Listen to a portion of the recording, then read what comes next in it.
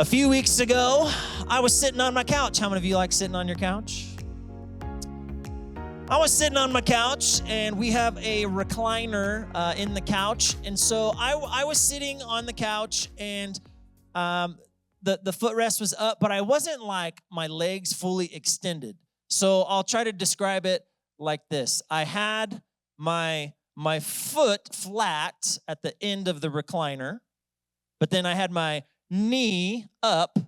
Okay, so like that, you got the picture. So I'm sitting there, I have shorts on, we're watching a family movie together or something. And my daughter, she looks over at my legs. She takes her finger and she pokes it into my calf. And you know what happened? It jiggled a whole lot. And I politely looked at her. And I said, "Don't touch my jiggles."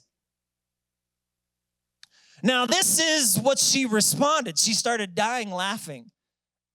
So she's touching it some more. Now, she didn't hear the word jiggles. She thought what I said was, "Julius, don't touch my Julius." Like my leg fat was my Julius. And I'm like, "What? My Julius?" So now she's giggling, she's laughing, she's touching my leg, and it's still like moving back and forth. Now, if you've ever looked at your leg or your calf muscle, when it is in a complete state of relaxation, it is unflexed. There is potential there for it to be muscle, but in that moment, it is completely relaxed. So my calf was completely relaxed as she's poking it, and it's jiggling all over the place. And I'm like, "London, that is muscle." She's like, "There's not a chance that's muscle." So then I do one of these, and I said, "Well, if that's Julius, like, let me show you Julius." So I bust out my calf muscle. I flex and squeeze like I was a Mr. Olympia candidate, and I am just flexing it as hard as I can, and all that jiggle turns into muscle. Well, maybe not all of it, but. Now, if you're like me, that stretch from Thanksgiving to New Year's has added some Julius to my body. Maybe it has added some Julius to your body as well. Everywhere you go, there's been treats and candy and chocolates and brownies and pies. And let me tell you, you all are generous people, and you keep sending those things my way. And so I don't want to offend you, so my Julius keeps growing. But the new year is here. We have to get some law and order back into my body. Perhaps your body needs that as well. And I need to eat right once again. Now, let's talk about something for a minute. Maybe over the last few weeks, you felt a little bit heavier. Anybody felt a little bit heavier over the last few weeks? Right? No, I know we probably have all felt a little bit physically heavier. But did you know that we could also be carrying heavy burdens, heavy weight in our life? That doesn't have to do with our body fat. A normal burden, a normal weight in your life would be your normal routine. So that's, hey, I wake up, hey, I provide for my family, I go to work, come home, or, okay, pick up the kids from school, maybe take them to their sports practice or piano recital or whatever it may be. All right, we make dinner, then we, bathe the kids and we put them to bed, and like that's normal stuff. That's the normal routine. Maybe it's laundry, bills, it's cleaning, whatever. That's the normal stuff. But then there are times in life where there's some extra stuff. There's some extra weight. You're carrying some harder things. Perhaps it's been a financial weight. Perhaps you have been really tight financially, and then you just had that unexpected thing happen. Your car broke down, and you had to go get it fixed, and now you're thousands of dollars in the hole. Maybe it's been a medical treatment or some sort of prescription that's no longer covered by your insurance, and so you need this, so now you're having to pay for that. That would be extra weight. Maybe it's emotional weight. Maybe you're walking through a season where it's just been taking so much out of you. Perhaps there's been relational issues and it's just been draining you. Maybe you're walking through a season of grief, and as you've walked through this holiday season, it's been really heavy on you. Maybe you're walking through a season of loneliness, depression. I call a season like this is the, what am I going to do, God? What am I going to do with my life? What am I going to do with my kids? What am I going to do about this? Maybe you've been walking through a season of sickness, or perhaps someone else that you love has been walking through a season of sickness and you've been caring for them. And then we have a different kind of weight. We have the weight of sin. Things like pride, things like our ego, things like lust, things like anger and hate and greed and selfishness. It can be so heavy.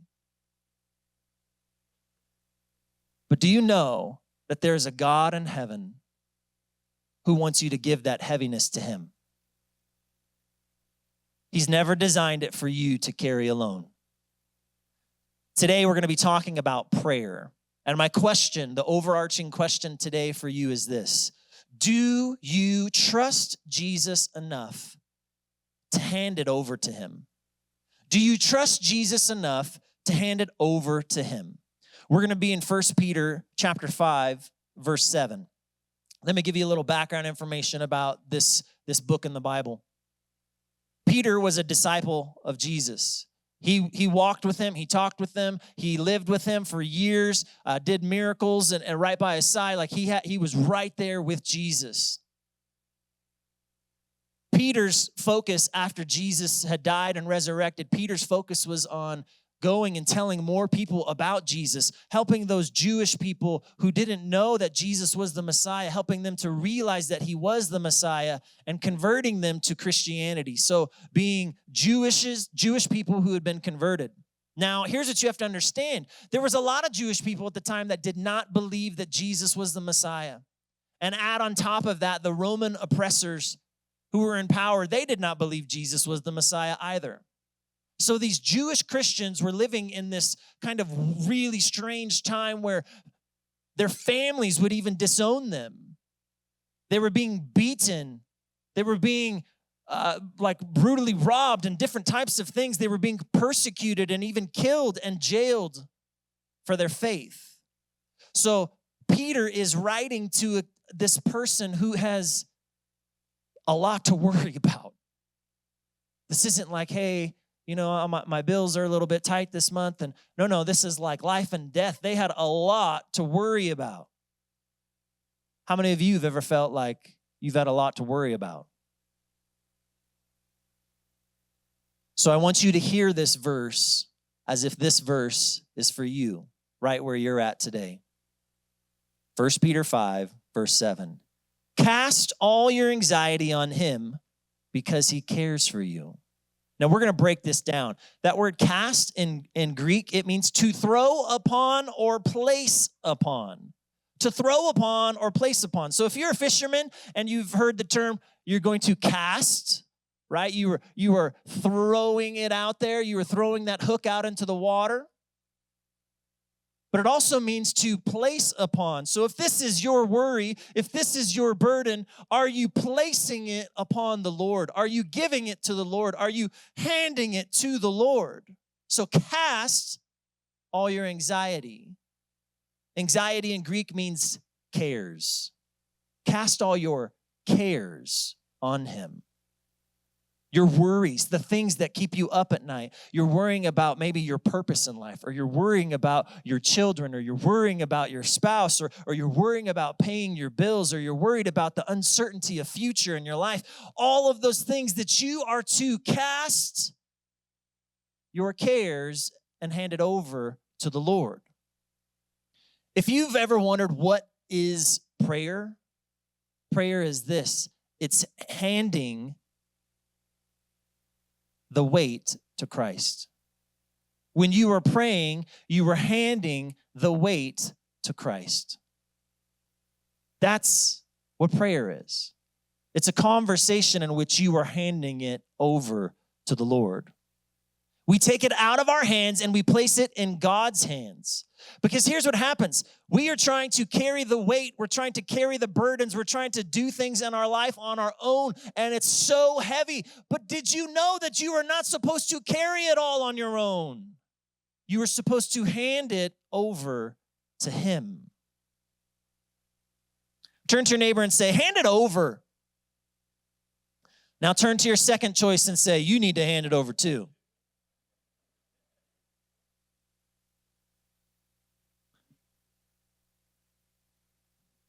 We all have things in life that we need to hand over to the Lord.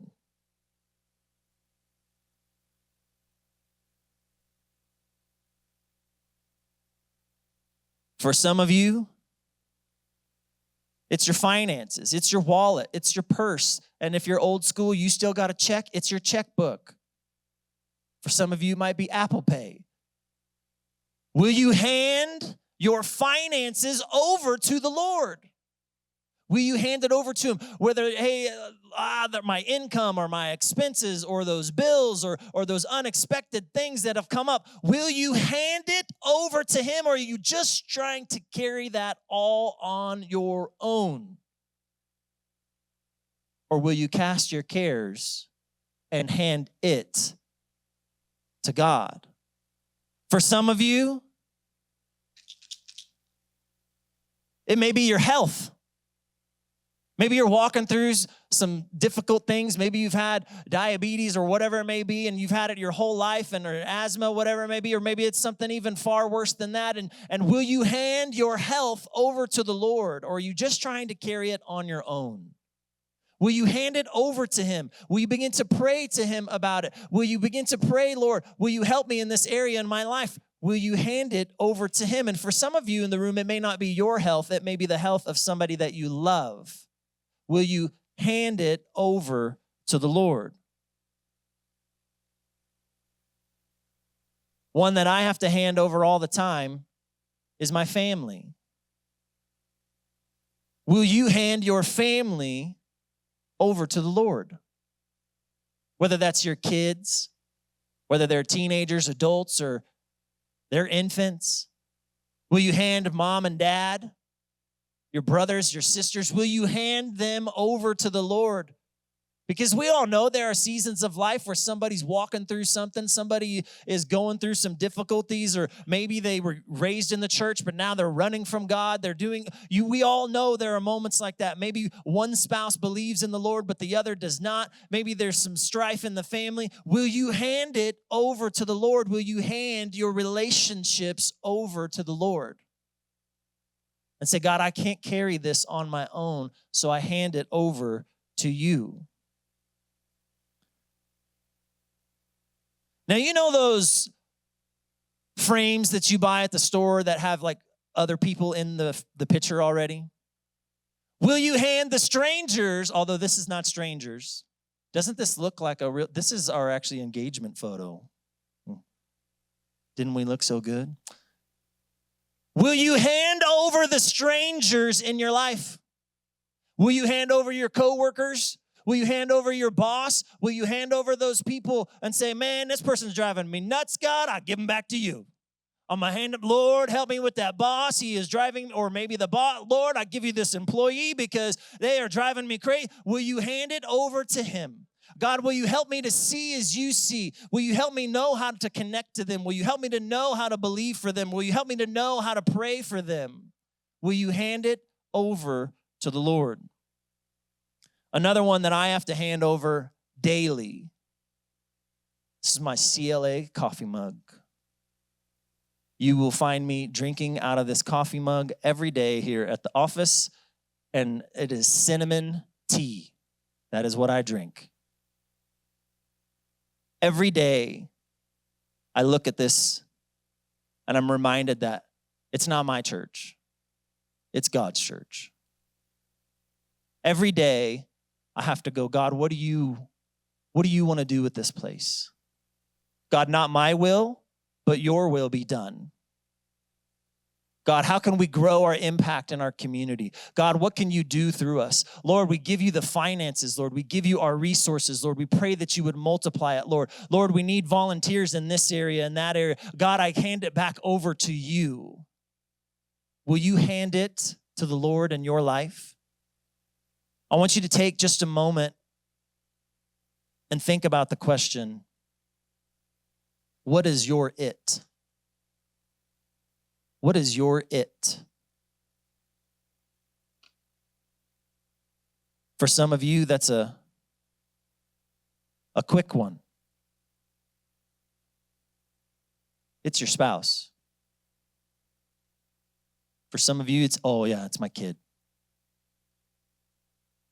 For some of you, it's your finances. Will you hand it to the Lord? Will you trust him through it? Psalms 55, verse 20. This is King David writing. My companion attacks his friends. He violates his covenant. His talk is smooth as butter, yet war is in his heart. His words are more soothing than oil, yet they are drawn swords. Now, here's the backstory that you need to know. David is writing about a friend, a close companion who has betrayed trust. He's writing about somebody that was a part of his life but has betrayed the trust. Verse 22. Cast your cares on the Lord, and he will sustain you. He will never let the righteous be shaken. So we're in the Old Testament now. The Old Testament's written in Hebrew. That word cast in Hebrew, it means to throw. Throw your cares, your burdens, your worries. Throw it at the Lord. Cast your cares and he will sustain. Here's what that word sustain means in Hebrew. It means to provide for. So if you need a defender in your life, God's going to be your defender. If you need a protector in your life, God can be the one who protects you. If you need somebody who's going to vindicate you, leave it to the Lord. He will sustain you. He will provide for you through the process. If you are needing strength in your body or your heart or your mind, allow him to nourish you. That's what it means to sustain. Cast your cares on the Lord and he will sustain you. You see, God will provide for you. Now, here's what I also want you to know. When we cast it, when we throw it, when we give it, when we hand it over to the Lord, it doesn't mean that the problem or the pain just magically goes away. You may be faced with that thing over and over and over again, and daily will you hand it to the Lord? Will you hand that person? Will you hand that relationship to the Lord? It doesn't always mean that God is going to remove the problem, but what it does mean is that he will sustain you through it. He will provide for you through it. He will strengthen you. He will protect you. He will defend you.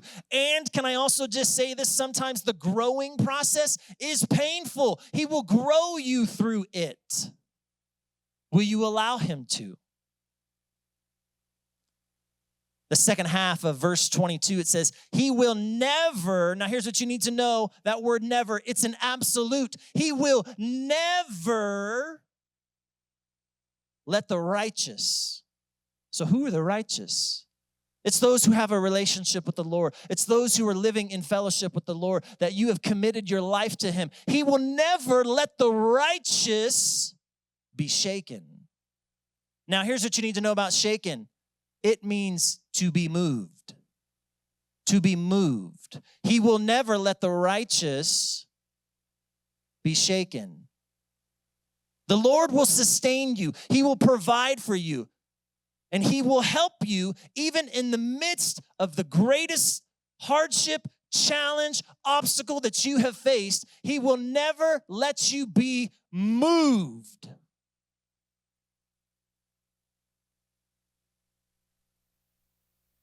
You need to hear that today. It doesn't mean that there's an absence of difficulties, but what it's saying is that he will never let it take you out. He will never let you be moved. So will you hand it over to him? If you cast your burdens on the Lord, then you're not going to be moved. You may be swaying, but you are firmly anchored in the Lord.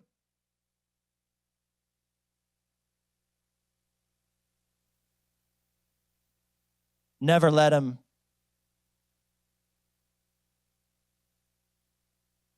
allow the Lord to hold you in place. You may see other people around you move, but will you remain faithful? Will you hand it to him? So here's what you need to know today. Because of what the word says, because we can look at it, because he is written for it. He wrote this same thing in the Old Testament. He wrote the same thing in the New Testament. When we look at this right here, we see that God takes care of his people. So will you trust him? Will you trust him? And that sign of trust is, will you hand it to him? Will you hand it over? Continuing on in Psalm 55, verse 23 now. But you, God, will bring down the wicked into the pit of decay. The bloodthirsty and deceitful will not live out half their days. But as for me, I trust in you. So the first part of this is like, God, I know you're in control. I know you're going to handle it. I know you're going to get to business. You're going to do what you need to do. You're going to judge righteously, do all those things. And then, but I will trust you. But as for me, I will trust you. For some of you, you may be in a family situation right now where somebody is being swayed. They are being moved by things in life or things that are out there in politics or whatever it may be, and they are being moved. But as for you, I will trust in him. I will not be moved by the things of this world. I will look to the Lord. Now, you may be carrying anger in your heart, or pain, hurt. You may have questions of why and how, God. You may have feelings of loneliness and feelings of nobody cares about the pain or the suffering that I have gone through or am currently through. You may have feelings of, God, I just don't know what to do. The answer always starts with, hand it over. Hand it over. Will you hand it over to him? Going back to 1 Peter 5, verse 7. Cast all your anxiety on him because he cares for you. Now it's pretty clear, but the he is God. God cares for you. He knows exactly what you're walking through, and he cares for you. Now that word cares, it means to be interested in. He shows loving concern for you. Now, if you are in here and you have had children at some point in your life, probably every person in here has had this experience where maybe you have a little child and maybe they have got a cold, a flu, whatever it may be. They are up at night and they are coughing, and maybe they have a fever and they're going through it, and they're so little and like your heart hurts for them. And so maybe you just pick them up. You're sitting in the recliner. You're sitting in the bed with them. You're holding them up, propping them up, and you've got the essential oil breathe all over them. You've got the humidifier on. You've done all the things that you can possibly do. You've given them medicine, and they're still just coughing and hacking up a lung, and you're still going through this, and you're just like praying over them. Maybe you're singing that song to them. Maybe you get to this point where you're like, God, if you just give it to me, God. Just take this sickness from my kid and give it to me. So think about how much you would care for your kid, your child who's sick. And now I want you to think about the one who created you, how much he cares for you when you're going through it. He cares for you. When you can't go to sleep at night, God knows. and you're not alone. He's right there with you. When you're worried about all of life's problems, He is there with you. Maybe He's holding a hand. Maybe He's, hey, I'm gonna go get that humidifier on. Hey, we're gonna put something on you. Just imagine what that father or mother in life would look like for you. It comes in and they're loving, they're doing everything that they can to be there with you in that moment because He cares for you. He cares about your health. He cares about your marriage. He cares that you live in a household right now that you can't even look at the one that you're married to because of the lies and deceit. He cares about the relationships that you have with your children, and maybe it's somebody's got some anger issues and is taking it out on the kids. He cares about the disrespect that's been flowing back and forth. He cares that your kids are walking through difficulty. He cares about their purity. He cares about your purity. He cares about the physical pain that you're in or the emotional pain that you're in. He cares for you. He created you. He loves you. He wants what's best for you. And because He cares for you, He gave us His Son Jesus on a cross to pay the price for you. That's how much He cares for you. Prayer is handing it to the Lord. Prayer is trusting God will provide for you. Prayer is believing that God cares for you.